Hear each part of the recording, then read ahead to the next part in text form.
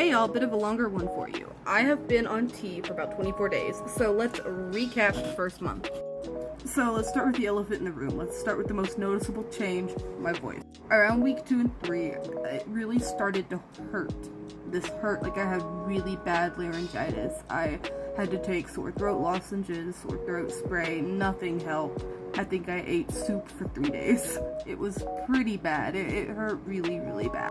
And the day it hurt the worst, I remember it. We were in the car and I was singing some lower notes because using my voice in this deeper range when it was hurting helped a lot, kind of massaged the pain and helped it. So I was singing in my deeper range in the car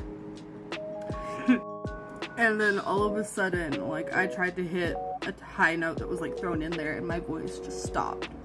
It didn't crack, it didn't grumble, it didn't gravel, it just full went. And then I went quiet for like an hour because I took some Tylenol. I was in a lot of pain. I downed a whole like Smart Water, and then I sat for like an hour for the car ride home. And then as soon as I got home, I opened my mouth to say something and my voice was like this. And I was like, oh, I guess we dropped. And ever since then, I've continued using it in this range that it seems to be happy in, and I've not had any more pain. It does get a little bit sore if I try to sing high like I used to, and I can still reach my old talking voice. It kind of sits up here now. So I can kind of pull my voice up here if I want to. I can use my history of vocal training to kind of talk the way I used to talk, but it hurts really bad and I have to pull it way up here and I have to involve my nose, and it's just a lot of effort and I don't like it, so I'm not gonna do it.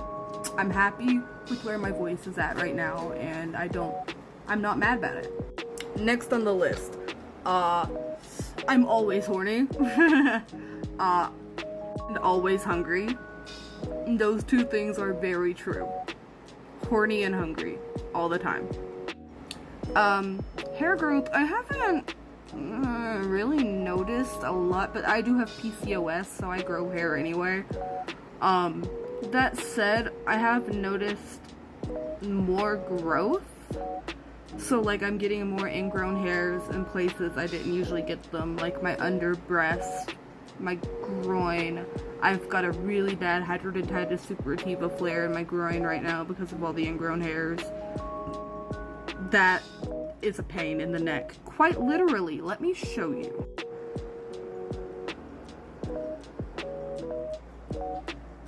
Yeah.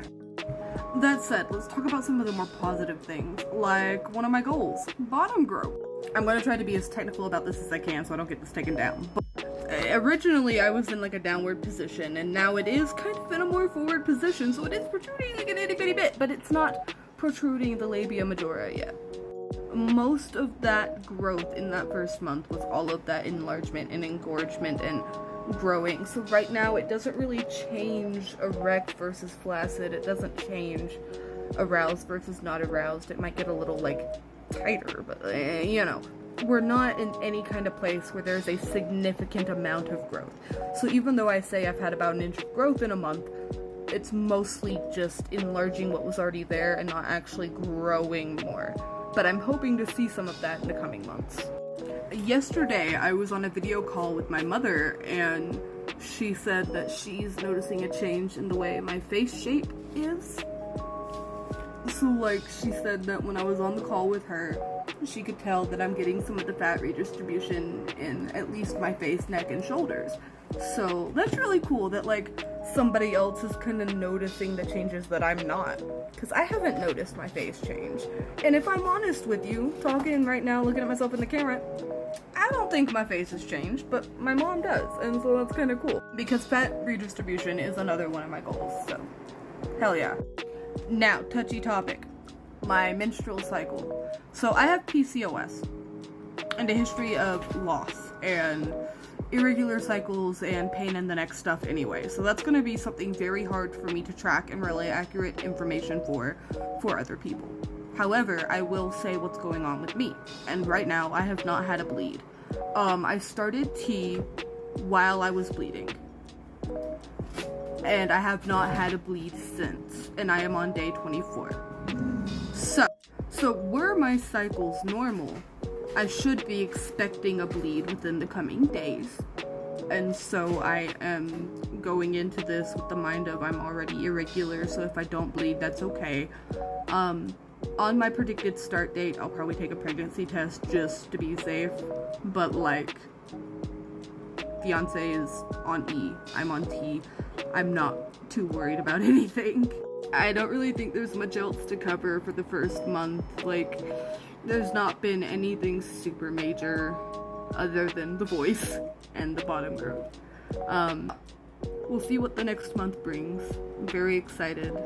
If you have any questions about the first month that maybe I didn't cover, feel free to ask. Nothing is too nitty-gritty. Obviously, I'm talking about bottom growth on the internet. I'm gonna answer all your questions, even the ignorant ones. So, feel free, go ahead, leave a comment, ask a question. Thanks for watching.